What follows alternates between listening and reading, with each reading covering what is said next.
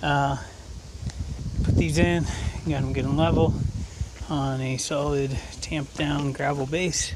Surround them with gravel, coming down at kind of an angle away from the tube for support. Also put like a small shovelful inside, just because in getting these set up I kind of had to wiggle them around a little bit, and just get that all evened out on the inside. And then you cut around on the outside, and I put some dirt down on all these too.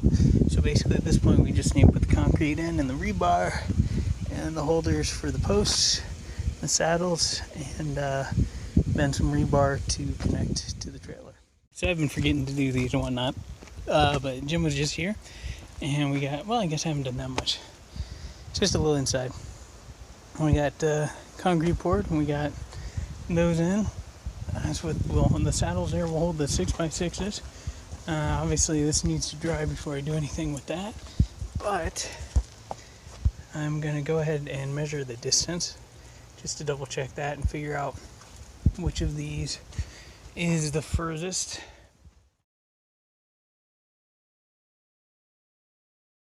For those following, you recognize water level. This is a little bit short. You use this at each of these points to determine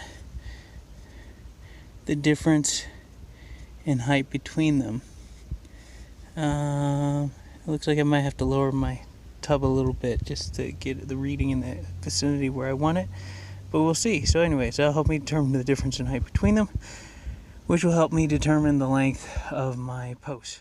So here I am on my final point. As you can see, I put my water source on a little more centralized location this time, and now we get a difference between the different heights of the different base plates.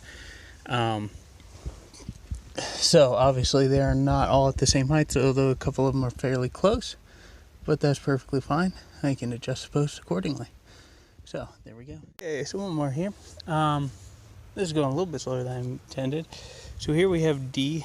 Should put a little stuff for treatment on that, because of course it's pressure treated, so anything that where I cut it or whatever, I need to sort of retreat the wood, and I'm doing those over there. So I have a D, C's in there, and then I have E and B, and I'm gonna get my A and F post. And what I've been doing, rather than measuring the distance between these, then doing a difference on here with the tape measure, back and forth converting, is simply so for the longer ones first. This is perfectly lined up right now because I'm doing it one-handed, but line this up with the post or with the rest of the 6x6, and then I know D, that is the difference between D and C needs to be taller than D, so I can just mark a point up there at C, and then use my fancy schmancy, somewhere around here it is, my square, to draw my lines, then saw it off. Now these aren't completely perfect cuts, but I don't think for this purpose that's going to matter a lot. I'm pretty sure the way the house should smush that down pretty close to even. Anyways, shouldn't be a big deal. But, so yeah. So that's how I've been doing it. Now the next one's going to be a little more fun because I have to make the next one shorter than D. So, but just have A and F left to cut and treat. And I'll put them in over there, secure them down so that they don't move around.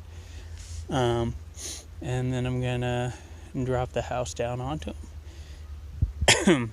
I have enough dirt around my posts down at the bottom. I'm not too worried about it. I can put more dirt in after it's dark. I can't do this after it's dark, so I wanted to get this part done. But anyway, so we're just about there. So all the posts are in place. Really all I need to do to be ready to settle the house down is put the lag bolts in. And originally, I was thinking there for a second. As you can see, these aren't like perfectly squared to the house, but it should be fun. They're going to come in contact at each point with where two of the metal beams come to join together and provide support to both beams. Initially, I was thinking I could connect these with 2x4s first and then lower the house, and then I realized that's actually really stupid because I was thinking, 2x4s only line up. Of course, the 2x4s aren't all perfectly straight, whereas the trailer actually is straight. So I'm lining these up from under, looking up, lining them up with the trailer so that they're all in the same plane. so their edges, you know, like going that way or going that way, are in the same plane, and we're pretty close. I mean, like these two, just eyeballing it, they're close enough to connect with a 2x4 in this plane. So I'll line these up with a trailer, I'll put my lag bolts in, I'll go and lower the house down. So we're very slow lowering that, and those sort of standing by as an extra little safety, but this is now resting on the front too. And from what I can tell, everything seems to be fine.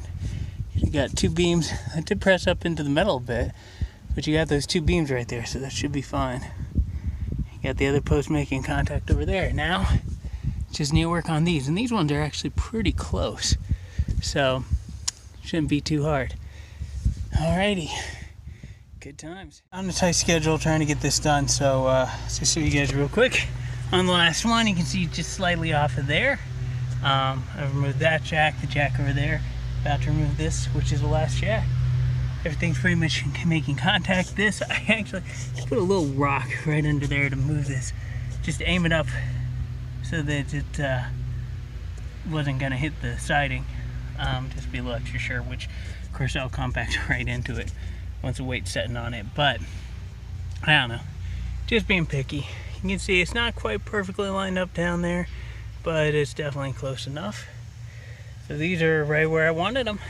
And I gotta head off here in a minute because there's a ceremony thing at the fire department, and I need to get a shower and change before that. But as you can see, I dig one of these because I love the concept of them, and I really wanted one of these just for like if I ever have to change a tire on my car. It's just fantastic having those, the bottle jack and the jack stand in one combined thing that automatically locks when it reaches level, so you don't have to mess with it. So anyways, this is pretty much done. Once the weight's on, I'm gonna tighten down these bolts, and I'm gonna run off and get a shower and let the guy who does, let the electrician know that I'm ready to get everything hooked up. So, before I actually set this, before I ever have this fully enclosed, I'm going to go through with wire level and check corners in the room.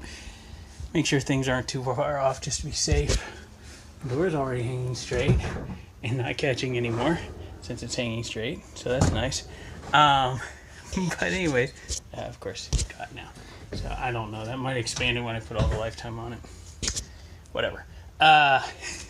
Key thing is, as you can see, that is not necessarily dead center level, but my goodness, that's really, really close. So we might check and see if any of the corners are off a little bit, and I might put some shims in there.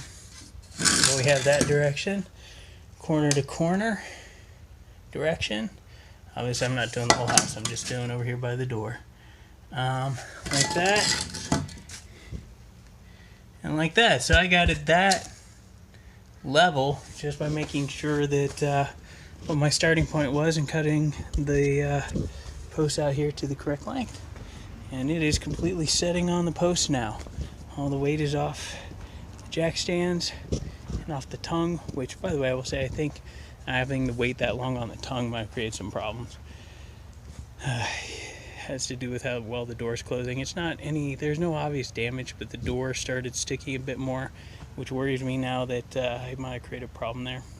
But I will find out as time goes by. Main thing now is to get everything hooked up and get my curtain wall on there, and we are good. All right, and that's it.